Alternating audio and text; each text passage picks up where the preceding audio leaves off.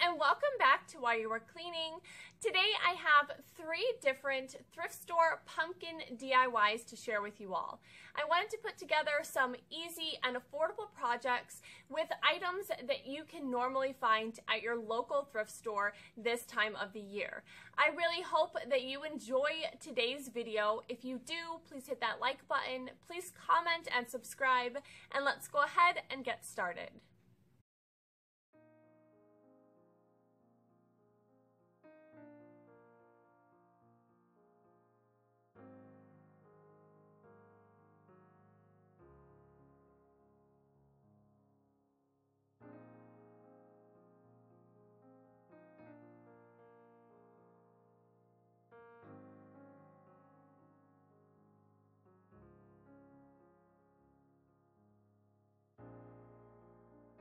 For the first pumpkin DIY, you'll need one of these rounded trick-or-treat buckets. This was 50 cents from the thrift store, and you'll want to remove the handle.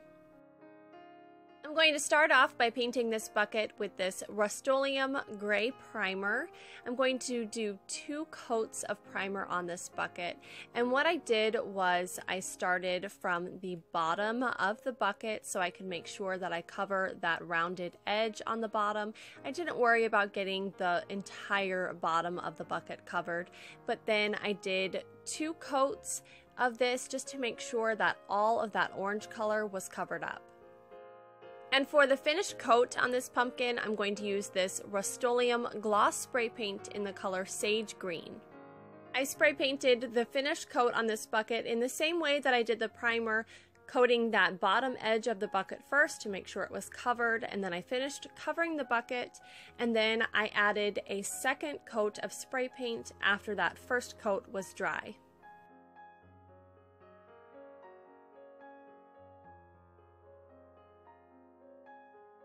I chose this sage green color because it will go really well with the floral that I was able to find from the thrift store, so just use whichever color goes well with your floral.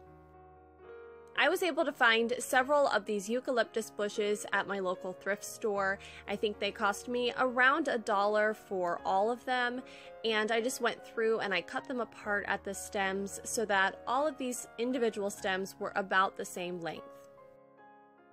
Next, I added these stems to a piece of green dry foam.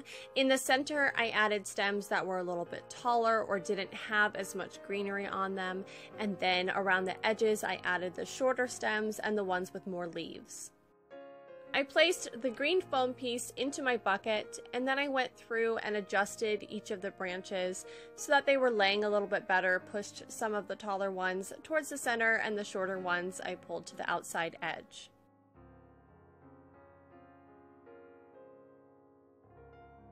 And here you can see how it looks all finished. The total cost for this was under $2 for me, and you can display this with the flat edge facing out, or you can turn it around and have that jack-o'-lantern edge facing out as well.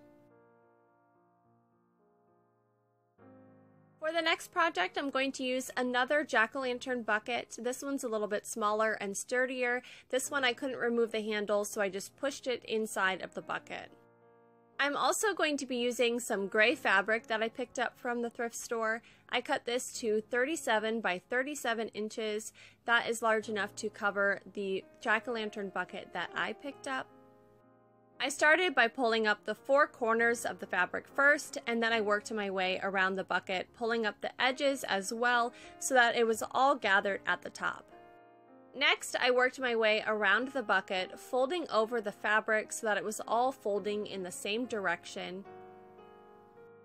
This gray fabric is pretty thick. If you use a fabric that is thinner, you may want to spray paint your bucket with a white color first so that you can't see any of the orange color through the fabric. Next, I used a rubber band at the top to hold all of that fabric together. Then on one side of the pumpkin, I pushed the fabric through a little bit so that I could take all of this excess fabric at the top and fold it down inside of the pumpkin. And then next I took some of the excess fabric and folded it over that rubber band to cover it up. Next, I went through and cut off any loose strands of thread at the top of the pumpkin and then pulled at the fabric a little bit until I liked the way the top of the pumpkin looked. Next, I'm going to add this branch piece that I cut from a larger branch in my yard. I'm going to add this to the center of the top of the pumpkin. If you don't have access to a branch piece that you can cut up like this, you could also use a dowel wood piece. I'm also going to add a little bit of this eucalyptus greenery that I used for my last pumpkin. I'm only going to add about 3 or 4 pieces of this, just a small amount, to cover up the top of that pumpkin around the stem that I just added. I added these eucalyptus stem pieces around the top of my pumpkin right next to where the branch piece was, and it's tight enough there that it holds them all in place. I added them all the way around the branch piece, and then what I did was I went through and I bent all of these branches so they were kind of flowing in the same direction around the top of the stem. And here you can see how that fabric pumpkin looks all finished. All of the elements to put this fabric pumpkin together were very affordable at my local thrift store. Again, this pumpkin cost under $2 to make. And for the last pumpkin today, we are going to be making a sweater pumpkin using this teal colored sweater. I first cut off the bottom portion of the sleeve because I wanted to use a wider portion. I cut the second portion about 8 inches long. Next, I insided out the sleeve portion, and then I gathered together the wider end of the sleeve and used a small rubber band to hold it together. Then I reversed the sleeve portion so the correct side was again facing out. Next, I added a small amount of stuffing to the inside.